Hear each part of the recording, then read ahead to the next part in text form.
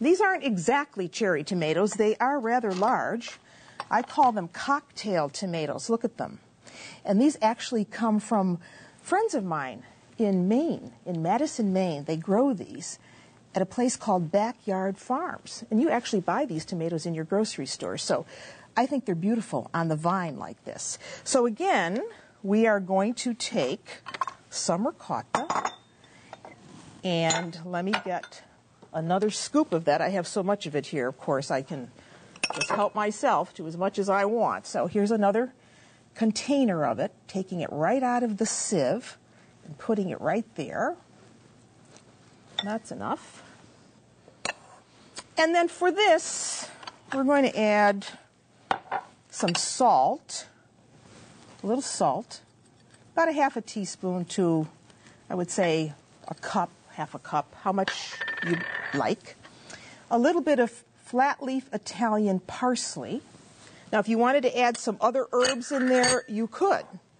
You mix this up, and if you see that it's a bit thick, the cheese that is, then you could thin it down with a little bit of cream or half and half. I don't think this needs too much, but I'll just give it a little drizzle of that. So you've got the half and half, and now that makes a nice creamy mixture.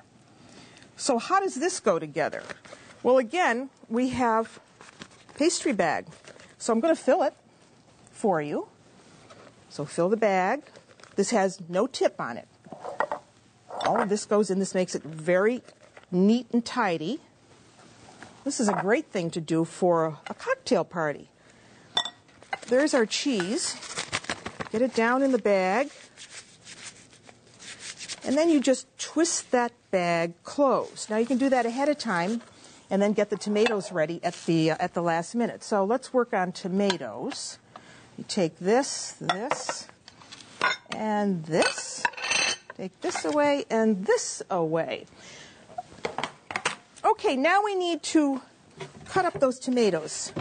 And all we're going to do is take the caps off of them. I like to use a tomato knife for that. This is a tomato knife. Also used to cut certain types of cakes, like angel food cake, sponge cake, chiffon cake, whatever soft cake you have. So I think these are so beautiful that I just want to take the tips, the tops off, leaving the cap. It's just so pretty. And these are a little larger than cherry tomatoes. I call this a cocktail tomato. So if you have tomatoes that are a little smaller than this, that's fine. That's going to work as well, too. So tops come off. Then here's our mixture. And we pipe just a small amount on top. You put the cap back on. If the bottom doesn't sit exactly right, then you want to cut a little piece off the bottom. So I know this is a little bit of fussy work, but in the end, it's beautiful. So there's our second one, third. Isn't this pretty? You could also use other vegetables besides tomatoes, but I think this really works nicely with the tomato.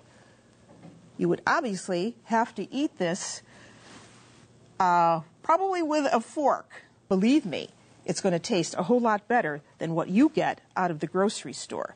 So let me just take a little bit off of that one, put the top on, and there are the tomatoes. Beautiful.